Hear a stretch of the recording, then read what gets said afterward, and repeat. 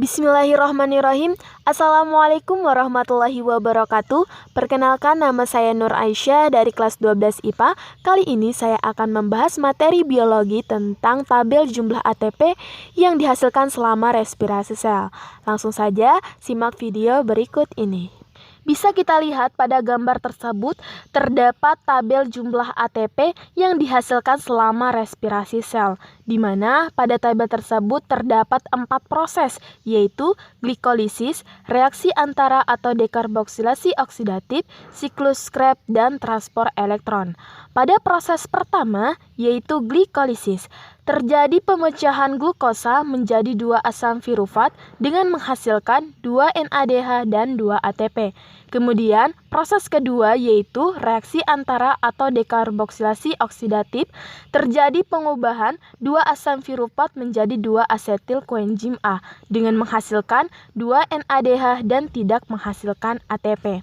Kemudian, proses ketiga yaitu siklus Krebs, terjadi pengubahan 2 asetil koenzim A menjadi 4 CO2 atau karbon dioksida dengan menghasilkan 6 NADH, 2 FADH2 serta 2 ATP.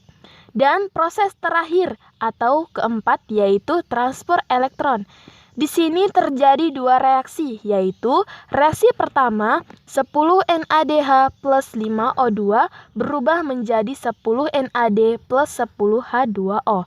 Nah, 10 NADH ini didapat dari jumlah NADH yang dihasilkan dari proses-proses sebelumnya, seperti glikolisis, reaksi antara, dan siklus Krebs, di mana di situ terdapat 2 NADH ditambah 2 NADH ditambah 6 NADH sehingga hasilnya 10 NADH.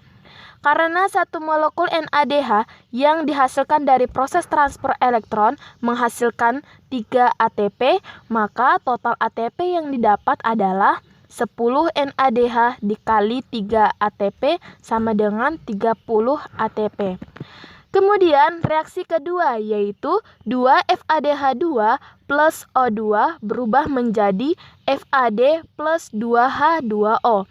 2 FADH2 didapat dari proses sebelumnya juga, yaitu siklus Krebs, di mana terdapat 2 FADH2. Karena satu molekul FADH2 kembali yang dihasilkan oleh transport elektron itu adalah 2 ATP, sehingga total ATP yang didapat adalah 2 FADH2 dikali 2 ATP sama dengan 4 ATP. Jadi jumlah ATP yang dihasilkan dari transport elektron yaitu 34 ATP. Nah, di sini kita akan mengetahui berapa sih jumlah ATP keseluruhan yang dihasilkan selama respirasi sel. Mari kita jumlahkan. Pada proses pertama terdapat 2 ATP ditambah 2 ATP dan ditambah 34 ATP.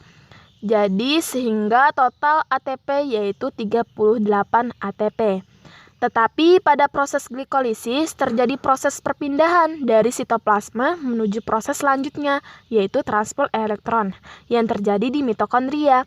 Proses perpindahan ini akan membutuhkan energi 2 ATP sehingga 38 ATP dikurang 2 ATP, maka ATP bersih yang dihasilkan adalah 36 ATP.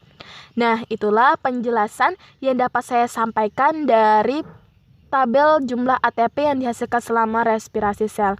Mohon maaf jika ada kesalahan dan kekurangan.